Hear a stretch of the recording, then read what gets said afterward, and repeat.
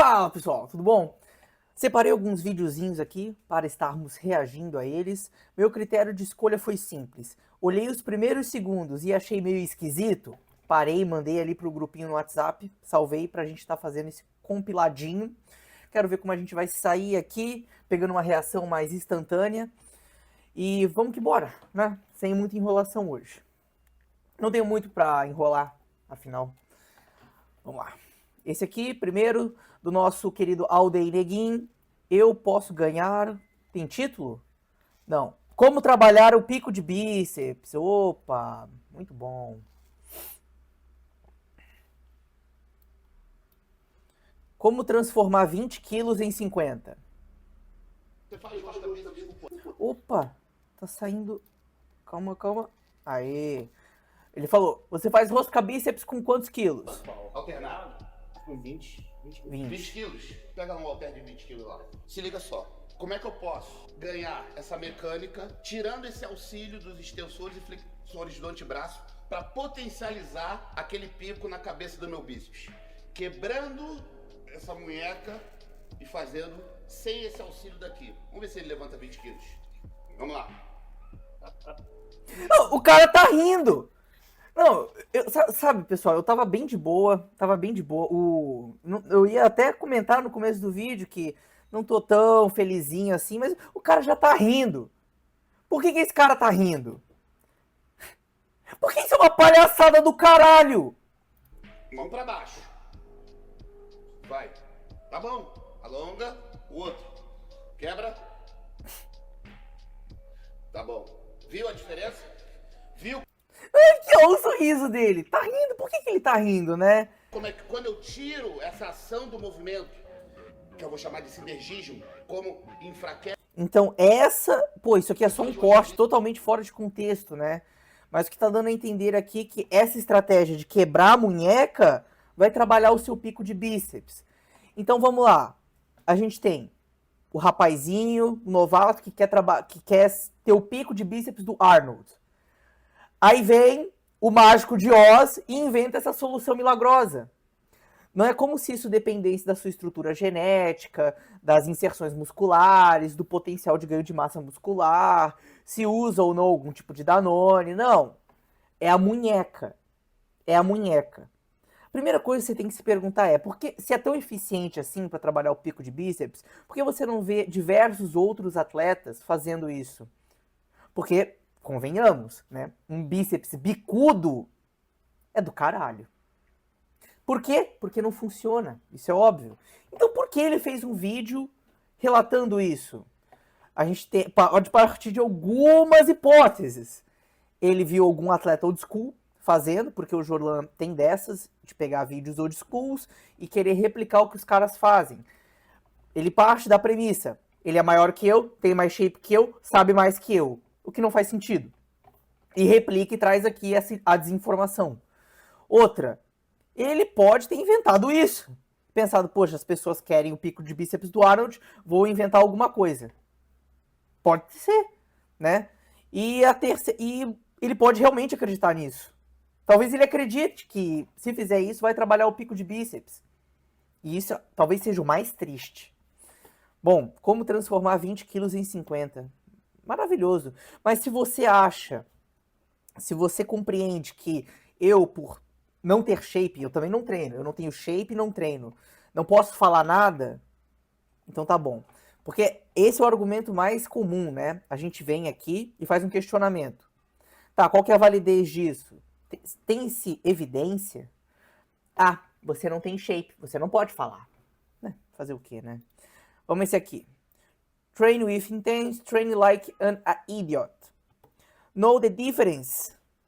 Vamos ver a diferença de como treinar de forma intensa e treinar como um idiota. Aqui temos o pai Dorian Yates. E esse aqui, eu não sei quem é essa galera. Mas eu lembro que eu salvei esse vídeo porque eu vi o Dorian. E o Dorian é o pai da intensidade. Um dos, né? Beleza.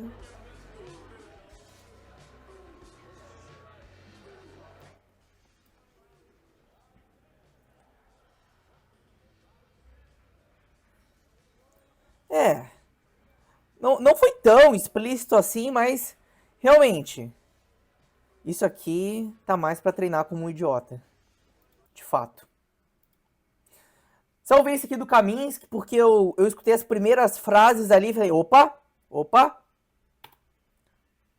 Calma, áudio. Dos esteroides sem precisar, sem ser danificar minha saúde no longo prazo? Então tem como utilizar esteroides anabolizantes sem danificar a saúde no longo prazo? Com certeza existe. Com certeza existe. E isso é o que incomoda a classe médica mais antiga. Uhum. Porque eles aprenderam que faz mal. Mas só aprenderam essa parte, né? Eles não aprenderam como é que faz o manejo. Então, pra gente ter uma ideia. Quais são os públicos que tiram proveito clínico do esteroide? Ah, aí beleza. Porque a gente tem esse público que vai utilizar os esteroides e vai colher muito mais benefícios do que malefícios, por estar cuidando de um caso clínico. Perfeito. Então a gente tem criança com deficiência de crescimento, grandes queimaduras, então a pessoa que queima. Criança com deficiência de crescimento, eu acreditava que seria com o uso do GH que se trataria. 80% do corpo está internado. É até praticamente Queimadura, por conta da perda de massa muscular intensa que se tem no processo, pelo processo catabólico. Encurta muito tempo dele de UTI. Paciente com... Tanto é, pessoal, que os esteroides anabolizantes, que são derivados da testosterona, eles foram criados para fins clínicos, não estéticos. HIV, leucemia. Todos os esteroides, eles tentam pegar o efeito positivo da testosterona e atenuar os negativos. Idoso, sarcopênico. Então, assim, você pega as pessoas mais deficiência, frágeis, homens com deficiência de testosterona. Pior, né, com maior risco de vida. Ou com a saúde mais debilitada. O que acontece bastante é que o pessoal acha que fazer uma reposição, porque é entendido como reposição 250 miligramas por semana. Não, isso não é reposição. Eu acredito que reposição seja semanalmente o uso de entre 70 e 120 miligramas. Algo assim de enantato. Isso caracterizaria uma reposição hormonal. Por quê? Pois vai manter os seus níveis de testosterona no fisiológico. Alterações para níveis suprafisiológicos vão aumentar o risco para você ter hipertrofia cardíaca, por exemplo. Claro que os danos dos esteroides, eles vêm muito no longo prazo. No curto prazo, você tende a colher muitos benefícios, mas os malefícios vêm no longo prazo. O hormônio é milagroso. Então, assim, por isso que também tem muita gente que acredita que fazer o uso não faz mal. Também pelos vários atletas que usam quantidades absurdas e estão vivos. Mas a saúde desses caras foi cobrada. Já foi cobrada. Eles já decretaram ali menos alguns anos de vida, né? 10, 20 talvez. É sempre aquela relação aumento e redução de risco. Aumento e redução de risco. Quando você tem um acompanhamento médico com o uso de esteroides, você está querendo reduzir os riscos do uso de esteroides. Então, o médico, por ter o conhecimento em exames laboratoriais, saber quais marcadores vão se alterar de forma aguda e de forma crônica no longo prazo, ele vai poder orientar você de forma assertiva se, olha, cara, é melhor parar. Olha, cara, acho que você tem que dar uma reduzida, tem margem para aumentar. Não sei, né? Mas o que é importante ter em mente é que o acompanhamento médico não salva vidas. Ele não garante, ele não vai tirar os efeitos, entendeu? Ele controla riscos. Controla riscos. Isso, né? Que tá na beira da morte ali, por exemplo. A testosterona é um milagre. Mas para pessoa saudável, ela vai matar o cara. É lógico que existe uma margem segura para fazer uso. Agora, existe a margem segura e tem que existir um acompanhamento que saiba quais margem segura, aqui parece que saiu um pouco do contexto, mas margem segura para uso de doses suprafisiológicas, tudo que eu já estudei de evidência discorda, então não é uma opinião minha, é um dado conhecimento, não é uma opinião minha.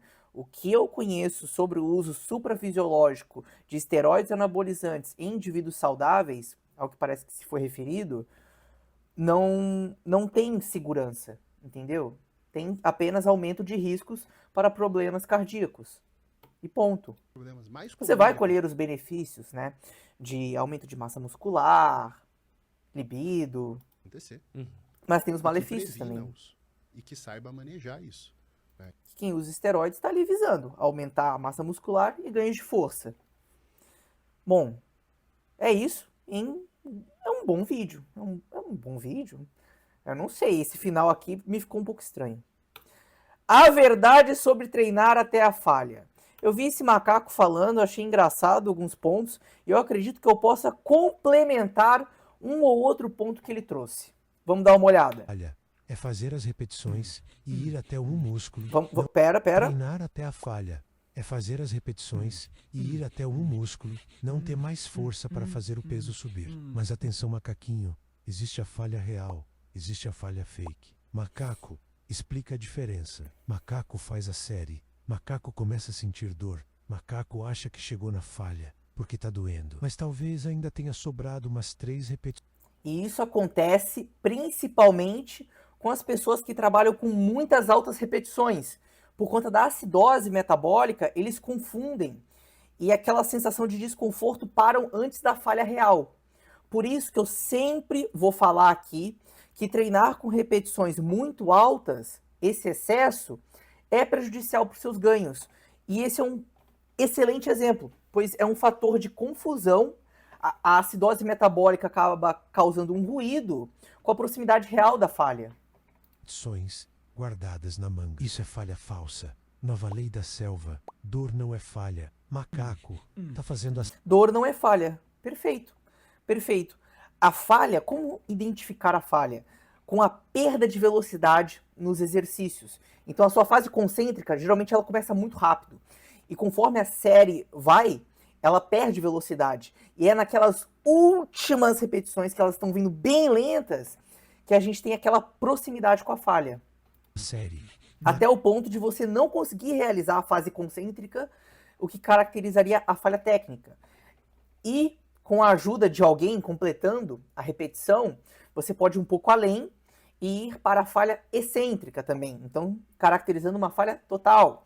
Nesse sentido, a gente teria... Por quê? Por quê? Porque a fase excêntrica, se eu não me engano, ela é 2 vezes mais forte do que a fase concêntrica. Então a nossa capacidade de resistir ao peso é muito maior.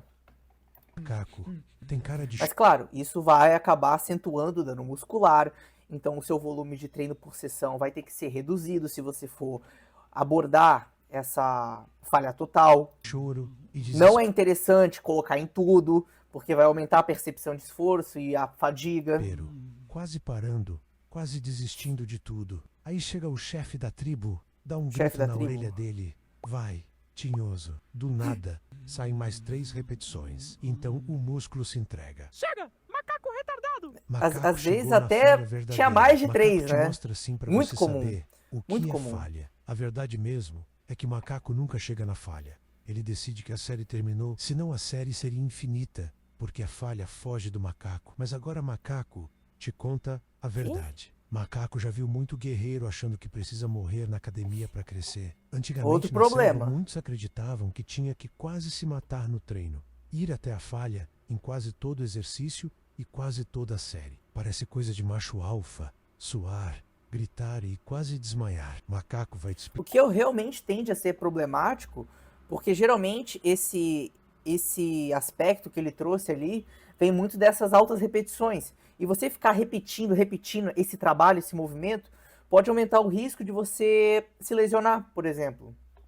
Se essa Pelo movimento brutalidade repetido. toda vale a pena ou se é só macaquice. Primeiro de tudo, entenda, quando o macaco para antes da falha, isso se chama repetição na reserva. Se a falha era na repetição 12, mas macaco parou na 10, ele guardou 2 reservas. Na real, quando um macaco para uma série, as repetições que sobraram Mas aqui, macaco, as pessoas não sabem nem identificar a falha. Como que elas vão deixar na reserva, então? não são na reserva. Elas estão de castigo por não serem dignas o suficiente. A ciência da selva é simples. Músculo cresce por causa do volume total. Quantas séries... Não. Volume total? Não.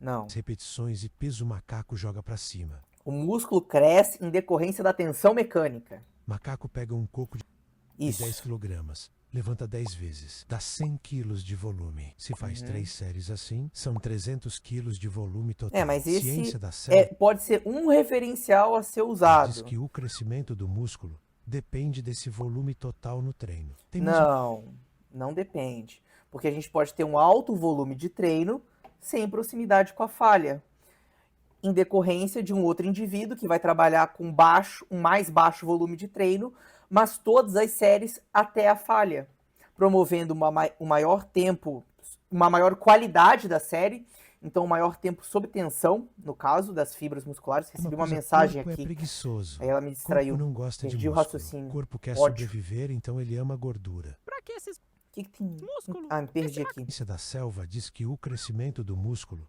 depende desse volume total no treino. Tem Uma coisa interessante, a gente sempre quer estar aumentando o nosso volume de treino, né? Porém, em decorrência de um mesmo referencial, de mais preferência. uma coisa, corpo é preguiçoso. Corpo não gosta de músculo. Porque tem uma certa verdade no que ele disse, mas não total. Porque o crescimento muscular vai se dar pela proximidade com a falha, muito corpo mais do quer que o sobreviver, volume então ele ama total, gordura. entende? Porque a gente pode ter como eu acabei de dizer, a gente pode ter um volume muito alto, mas ter um volume lixo. Esses E um músculos. outro cara fazendo bem menos, só que com uma qualidade muito maior, por extrair mais de cada série, por exemplo. Aproveitar mais o alongamento, a proximidade real com a falha, Macaco gosta, mas eu não. que vai resultar não só num recrutamento de unidades motoras maior, mas como uma tensão mecânica maior individual por cada fibra, isso é uma característica da proximidade com a falha. Sai daqui, músculo. Porque, por exemplo, os powerlifters, eles estão sempre ali atuando perto do seu 1 RM, né? Em treinos de força, assim, 1 a 2 repetições, exemplo. E não tão perto da falha. Só que é diferente, porque o estímulo sob tensão é baixo. Quando a gente fala de séries convencionais da musculação, a gente está falando de um estímulo sob tensão um pouco maior. Então a tensão mecânica experienciada por cada fibra é maior. Para de gastar. E isso resulta na sinalização ali da mecanotransdução, ativação dos sinais químicos intracelulares energia. e ativação da via anabólica da mTOR, que é a via que sinaliza o crescimento. Vem gordurinha totosa no inverno. Quando a comida for escassa, você vai ser meu papazinho totoso. Gordura é energia guardada. Porque o corpo não Músculo gosta de gasta músculo. energia e o corpo odeia desperdício. Para Perfeito. crescer, tem que dar um susto no corpo. Mostrar que precisa de força. Chegar perto da falha já dá esse susto. Mas então por que a selva fala que tem que ir até a falha? Se o músculo cresce, só chegando Isso é perto verdade. dela. Porque a Isso é verdade. Se pareceu que eu fui contra isso, de forma alguma.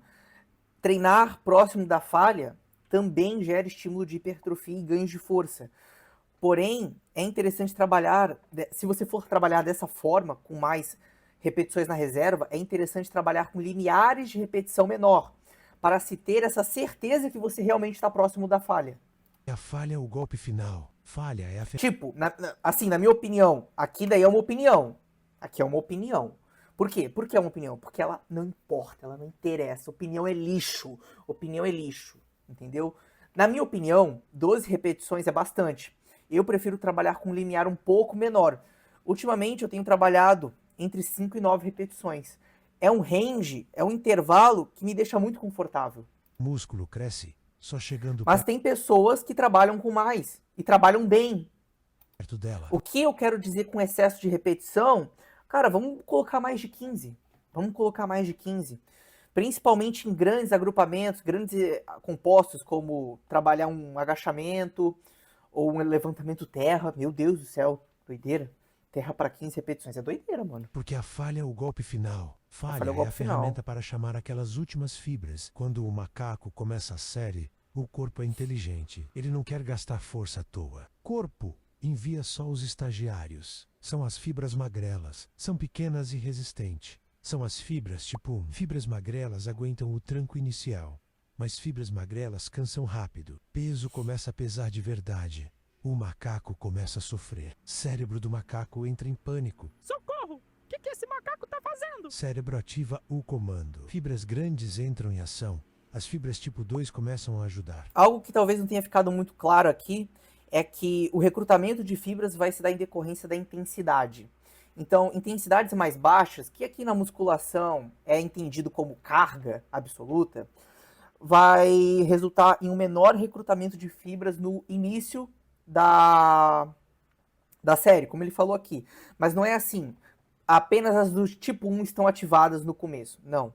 As fibras, principalmente no trabalho de contração muscular, quem atua são as fibras de caráter anaeróbico tipo 2. Então elas estão sim desde o começo ali ativadas. Porém, conforme o substrato energético vai se esgotando, vai recrutando mais internamente para subir mais substratos. Então, numa série, a gente também pode ter o recrutamento máximo de fibras, como quando a gente trabalha muito próximo da nossa uma repetição máxima. Então, imagina uma série que você vai trabalhar 3 repetições máximas. A quarta não vai sair de jeito nenhum. Então, na primeira repetição você já vai estar recrutando tudo. Pegou a visão? Esse é mais um dado, um motivo do porquê uma série muito extenuante em repetições pode não ser tão vantajosa assim quanto uma série moderada em repetições. E por que não baixas repetições? Porque muito baixas repetições, como eu comentei aqui, de 1 a 3, vai ser mais para o desenvolvimento de força máxima, o que não é ruim, o que é algo legal você também se desenvolver na academia, pois isso vai promover o quê? Mais adaptação. E quanto mais adaptações você tiver, seja mecanismos de aumento de força máxima ou mecanismos de força de repetição, aumentar as repetições para uma mesma carga, melhor. Menos riscos você tem de se machucar, provavelmente. O nome chique para isso é recrutamento de unidades motoras. Na selva, a gente chama Verdade. Verdade, mas o recrutamento... É verdade. de chamado para guerra. O corpo chama primeiro os soldados rasos. Quando a porrada fica séria, corpo convoca a verdadeira cavalaria. Então é Tá. por isso que treinar até perto da falha é tão importante para o corpo recrutar todo mundo que mora dentro do músculo para ajudar. Essas fibras do tipo 2 são as que mais crescem. Atenção, verdade? macaquinhos. A Growth agora é parceira do canal. Oh, O chefe da parabéns! Growth fez um cupom para os seguidores do Primata. Ó, Quando for Cupom comprar Primata, suas usa bananas em pó. lá, cupom Primata. Continuando, chegar perto da falha já chama quase todo mundo. Ir até a falha garante que ele chamou até o vizinho para ajudar. Então o macaquinho pensa, então vou falhar em tudo agora. Não é bem assim. Macaco, te dá um exemplo. Macaco faz 12 até falhar na primeira. Se acha o rei. Na segunda, o músculo já está cansado. Macaco só consegue Teve fazer acúmulo 8. de fadiga, Na terceira, 8. se arrastando, Beleza. mais 8. Seu volume Tá total bom. foi pro brejo. Foi menor 28. do que se tivesse feito 3 séries de 10 sem falhar. Falhar na primeira série É aqui que erra. É aqui que eu discordo pontualmente aqui. Por quê? Porque ele está caracterizando esse volume load de repetição maior, como melhor, certo? Porém, a gente tem que lembrar do que a gente comentou anteriormente, que é sobre a qualidade das séries. Então, no exercício que você vai fazer 3 séries, o que eu realmente acho interessante? Ele vai falar aqui... O que ele vai 3 falar séries aqui? de 10 sem falhar. Falhar na primeira série é como usar seu golpe especial no primeiro inimigo do jogo. Falha é o golpe final. Não pode estragar o exercício todo. Viver falhando quebra o macaco. E macaco quebrado não treina. Fica fraco e triste. A falha ajuda. Falha é aquele golpe final nas fibras que sobraram, mas a ajuda não pode atrapalhar o volume total. Por isso, o macaco esperto usa a estratégia da selva. A regra dos mais sábios da selva é clara. Deixa a falha para a última série. Nas primeiras séries, Aqui eu discordo, porque eu parto do seguinte princípio. A minha energia está no máximo em qual série? Na primeira. Então é nela que eu tenho que me dedicar ao máximo, e a falha. Pois, no próximo treino, eu quero me superar nessa série, nessa primeira série que eu estou muito bem. Porque é válido também você fazer deixar para falhar apenas na última. Mas eu acredito que não seja tão melhor do que você falhar na primeira.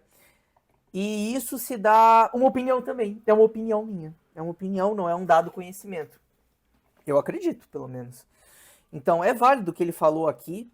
Porém, em relação ao volume load, a gente volta para a questão da qualidade das séries. Então, eu acredito que você falhar na primeira e trabalhar com repetições na reserva a partir ali na segunda e na terceira série, ou apenas na segunda de trabalho, seja melhor. E por que não falhar em todas as séries? Eu adiciono aqui um ponto que ele não falou, pela gestão de fadiga. Quando você chega na falha, você está fazendo uma alta percepção de esforço. E essa percepção de esforço alta tende a gerar mais fadiga no seu sistema nervoso central. E se for muito alta, dependendo do quão avançado você gera muita fadiga. Logo, o seu desempenho durante a sessão de treino vai cair. Então, realmente, é muito inteligente levar a falha em séries pontuais e não em todas as séries, como o Macaco está falando. Mas essa questão aqui do volume load, eu acho ela menos interessante, não tão importante assim.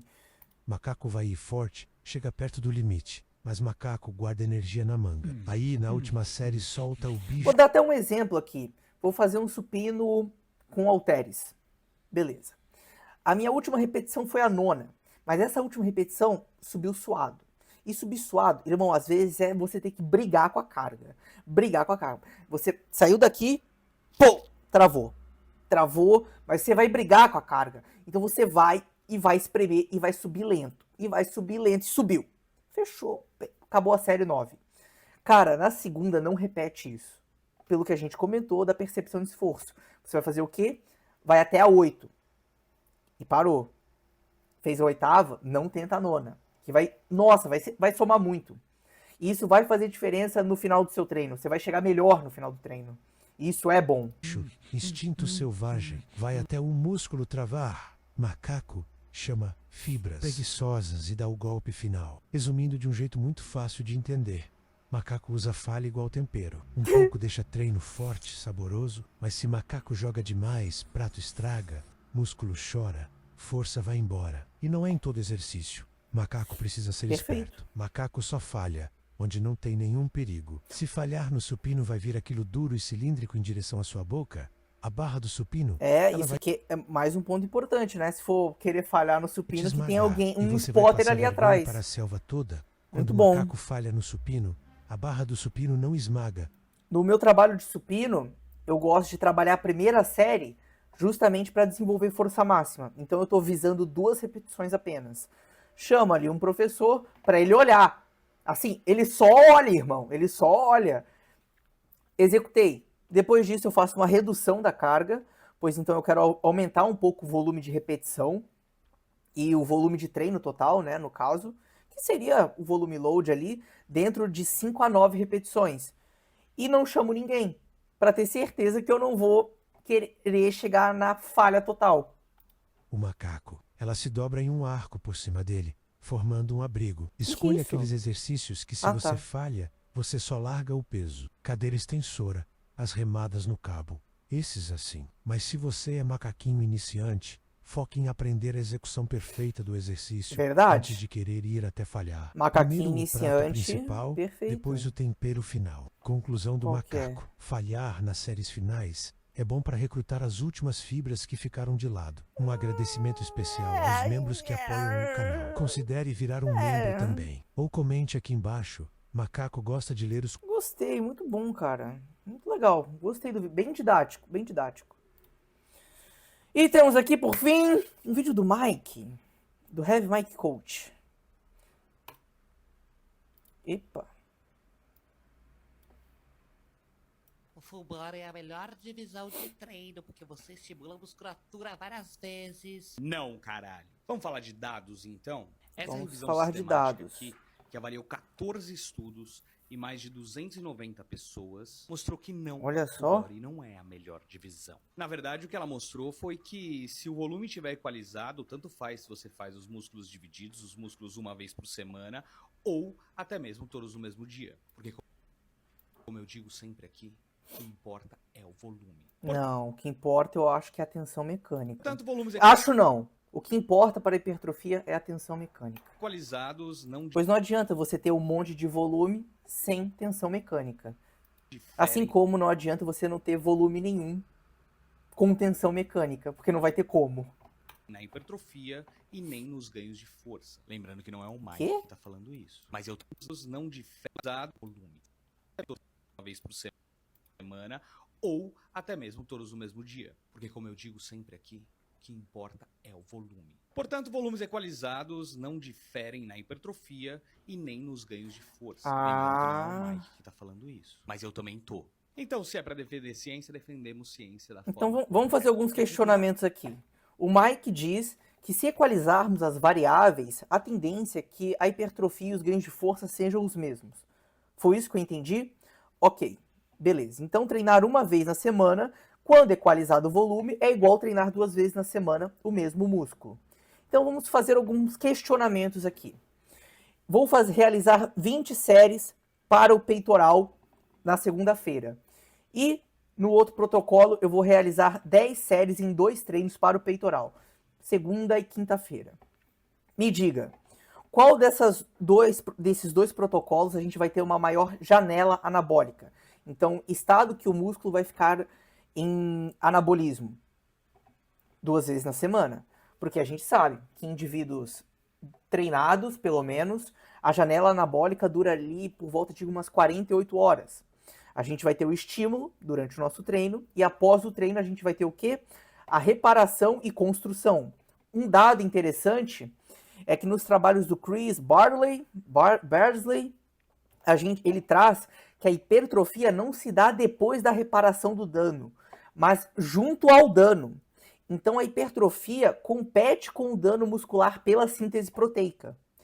Logo, a tendência é que um treino mais volumoso gere o quê? Mais dano muscular. Logo, uma maior competição pela síntese proteica e menores resultados de hipertrofia. Quando a gente estimula uma vez apenas o músculo, a gente vai estimular ele uma vez, vai ter a janela ali de mais ou menos 48 horas, que ele vai estar nesse estado de anabólico e reparação, e depois o que vai acontecer?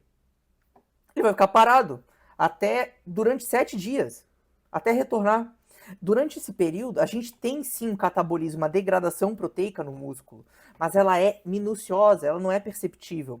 Assim como quando você começa a treinar, a gente também tem hipertrofia, aumento da síntese proteica, adição miofibrilar. Porém, ela não é perceptível ainda, porque está no comecinho, é pouco. Os ganhos eles se dão de pouquinho em pouquinho, assim como a perda se dá de pouquinho em pouquinho. E para o indivíduo iniciante, realmente, a tendência é que não tenha muita diferença essa frequência de treinar uma vez ou 2 vezes na semana.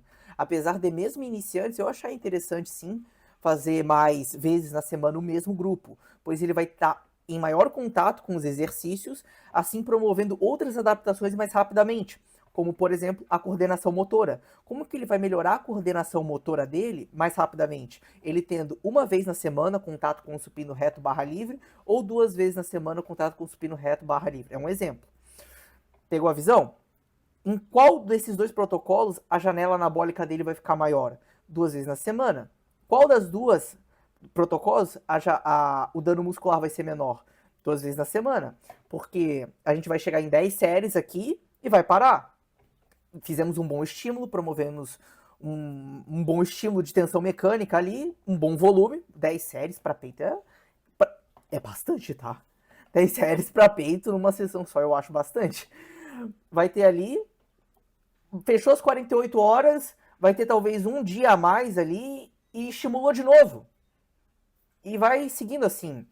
Olha, apesar de ser verdade isso aqui, muito provavelmente, que se a gente equaliza o volume, os resultados são os mesmos, tem que levar em consideração que a matemática do corpo não é linear, não segue regras assim tão engessadas. A gente tem diferenciações de potenciais genéticos, por exemplo. Por isso que alguns indivíduos que treinam uma vez na semana podem ter ganhos tão bons quanto treinando 2 vezes o mesmo grupo. Variação genética, a gente tem que levar isso em consideração. Então, quando a gente fala de full body, então em vez de a gente falar de divisões de treino, vamos falar o que complementa, o que traz a essência de uma boa divisão de treino. Volume recuperável, frequência de no mínimo 2 vezes na semana, pelos dados motivos que eu falei. Qual que seria um terceiro? Intensidade boa? Não sei. O final de toda essa meta-análise depende da sua preferência. Não depende da sua preferência. Não depende. A gente não pode. Eu acredito que a gente não possa falar isso, não possa ficar em cima do muro. A gente tem sim formas de otimizar os ganhos. E eu creio que uma dessas formas é aumentar a frequência de estímulos e reduzir o dano muscular. Ah, se tem outra coisa e eu não lembro de cara. Deixa Fiuza ver isso, kkk. Isso é raciocínio lógico, cara. Se tu fizer 10 séries de peito na segunda, no final você já não vai aguentar nada. E se você treinar igual homem, é muito super... Olha só, se você treinar igual homem, ó, se tu faz 10 séries na segunda, você não tá treinando igual homem, tá? Você tem que fazer 5 séries na segunda e 5 na quinta pra treinar igual homem. Você vai ter mais aproveitamento dessas séries. Ah, isso é verdade. A gente vai ter um aproveitamento melhor também se a gente conseguir distribuir esse volume. É o que tem sido visto e sido muito aderido por diversos atletas dessa distribuição horizontal do volume em vez de uma distribuição vertical. E eu sou um pouco enviesado a estar do lado de uma maior frequência de treinos. Não acredito que a frequência de treino seja o preditor-chave. Não acredito. Como eu disse, a tensão mecânica é muito mais importante. Até mesmo o volume de treino é muito mais importante. Mas nessa ordem, tensão mecânica e volume de treino. Uma coisa que a galera não sabe separar é que a gente não pode olhar isolado, tá? Não pode olhar isolado, tem que olhar tudo em um conjunto, um aglomerado. Como, por exemplo, quando a gente compara para hipertrofia, treino e dieta para hipertrofia. O que é mais importante? O treino. Mas isso não quer dizer que você não tenha que fazer dieta. Se você não comer, o que vai acontecer? Tu não vai ter ganho, e vai catabolizar infinito e vai sumir, vai desaparecer, né? Enfim, não tem o olhar engessado de olhar as coisas de forma isolada. Quando eu me referi, então, à tensão mecânica ser mais importante que o volume de treino, eu não estou dizendo que o volume de treino é insignificante. Eu estou dizendo que a importância da tensão mecânica é maior do que a do volume de treino. É isso. Ponto. Eu posso estar errado? Eu posso estar errado. Mas eu acredito nisso. E não é uma opinião. Não é opinião. É pelo que eu entendi do que eu estudo. Melhorou. Rage Bait Final Boss. Rage Bait. Um dos resultados que ele pode gerar. O full body é Tá, fechou. Pessoal, foram esses vídeos que eu separei. Gostei bastante. Se você gostou do vídeo aí, do react, deixa o likezinho. Tamo junto pra caramba. É isso. Não tem mais nada pra falar, não. Valeu.